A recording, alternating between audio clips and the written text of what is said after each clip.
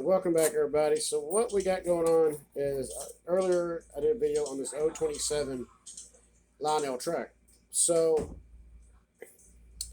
basically, this is old rusty track. Now you can put it into some vinegar and let it sit and for 24 hours, and it will clean it right on up. Yeah, and my son's making another car. So, but you can also take this 027 track and take a Scotch-Brite, and that will, you can take this, rub across it. I think I still prefer the standard, and get those rails nice and shiny again. We also use scissors. This piece. I'm getting video bombed again. That's okay. I enjoy it when they do this. Anyways, you just sit there and do like this. It cleans it up, cleans up the top of the rails. Alright, now you got a nice smooth surface. The piece of the blue cake. Would be back it up. Yeah, That's the template he's using. When I picked up at Hobby Lobby. Even though it's a home furnishing, it still works out pretty good for doing shapes. Anyways, so back on the track, what you're doing is you're just basically polishing the top of it. Again, this goes back to a gentleman that was a family friend for a very long time by the name of Art Morris. And he used to do it all the time. Now, when you get done with it, all you want to do is mask off your top rails, which we will do a video on that in a little bit after the sun goes down. Heat advisory is out today, so I'm having to kind of do some stuff inside and outside.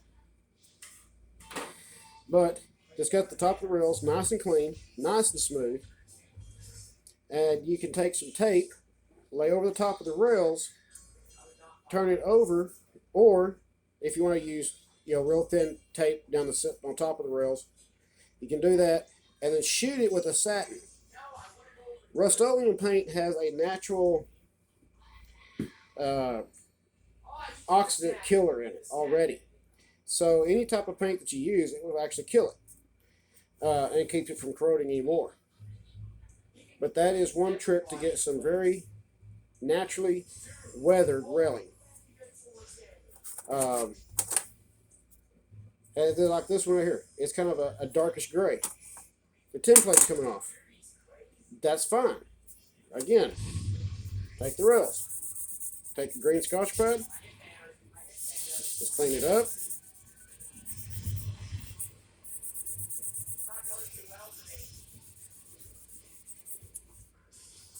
Nice and shiny all over again and very smooth. Take your pad again. Clean up your pins. If they're too far gone, just replace them. Take your track. Put it back together. There you go. You now have another usable piece of straight track.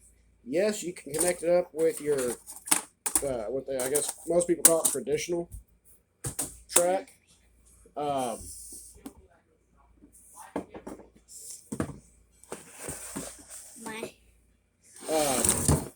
With your traditional track, and I'll show you what you can do with this. So if you come across a lot, like flea market, something like that, and this was something I found from Tips and Tricks. You can take your traditional size O-gauge track, and it will line up with your glue. Now, there is a difference right there, right? So what you can do is you can run a shim right up underneath it, like so, and make it completely usable and 100% safe, and everything will be just fine. I thought that was very cool from Toy Train's Tips and Tricks because I was not aware of that. So there you go, and a little bit later we will do a video on doing a satin clear on the track for an all natural looking weathering that is actually very natural weathered, and This. it will truly make it stand out. As always, keep the shiny side up, rubber down. I'll see you on the road.